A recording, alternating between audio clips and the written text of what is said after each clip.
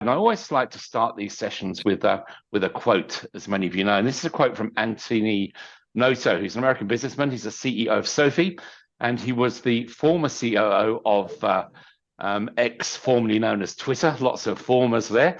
And he said, today, I think a CFO needs to be more of an operating CFO, someone who's using the financial data and the data of the company to help drive strategy, the allocation of capital, and the management of risks. And a point here is, and this was discussed in great detail with many of the CFOs last week, is that they're really increasingly tasked with being much more than just the custodians of the budget, but really being at that strategic operating level within the organization. And for many, as we talk across different personas in our events and surveys and roundtables, they're almost becoming the referee as we see competing competition for budget allocation within many organizations in this quest to optimize costs.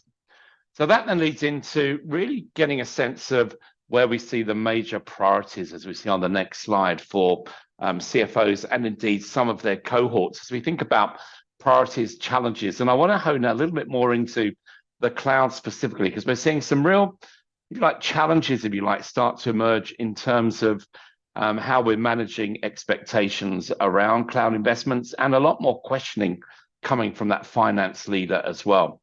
So let's move to the next slide. And what we can see here is we're comparing and contrasting across finance, tech, security, and digital leaders in terms of where their top business priorities are over the next 12 months. When we ask these questions, it's always over the next 12 months, where will your major priorities be? So you can kind of consider this being almost the sort of the financial year view. So through to the sort of mid to July timeframe for next year, where they say their major priorities are.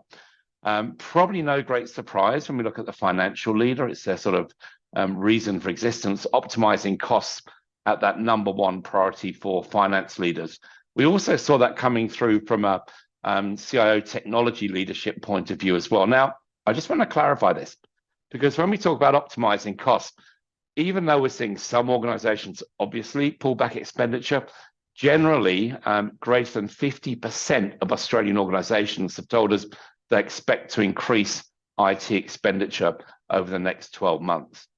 So when we talk about optimizing costs, it's really much more about how we make sure we're investing for, I think, very clearly defined business outcomes, coming back to that business strategy side of things in general.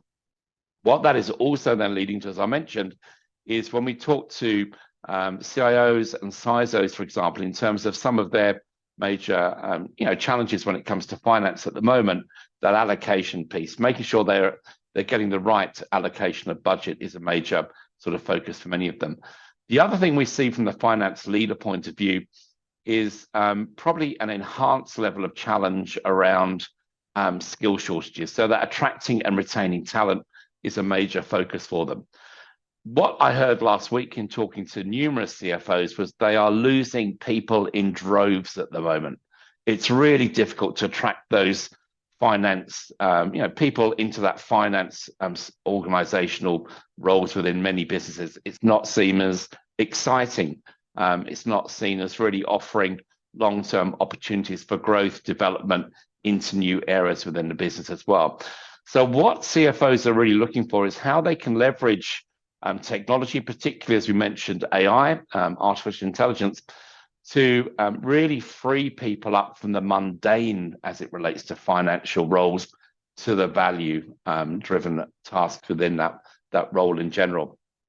And I think, interestingly, probably more so than any other persona as well, was in conversations in many of the roundtables, there's a real sense of fear and uncertainty amongst finance teams in terms of what the impact of AI will be, much more so than what we're seeing within other sections of organizations, because given the finance role is typically, it's very metric heavy, it's very manually intensive in a lot of the tasks they do, that many of them do in fact see AI, or their teams see AI as a real threat to business. So again, doubling down that value piece is really important.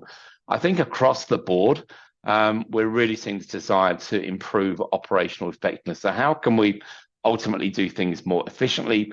How can we leverage technology to, as Jim said, to help us progress along that exponential journey so we can drive greater value back to the business in general.